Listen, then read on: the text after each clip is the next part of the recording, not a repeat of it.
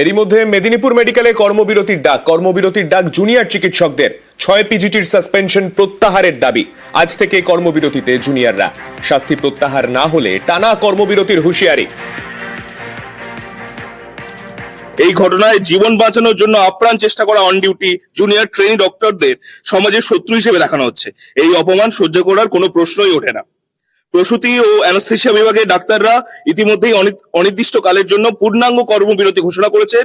আগামী শুক্রবার 17 জানুয়ারি 2024 সকাল 8টা থেকে সম্পূর্ণ কর্মবিরতি শুরু করা হবে এবং যতক্ষণ না এই কর্মবিরতি চলবে যতক্ষণ না পরবর্তী ঘোষণা আসছে।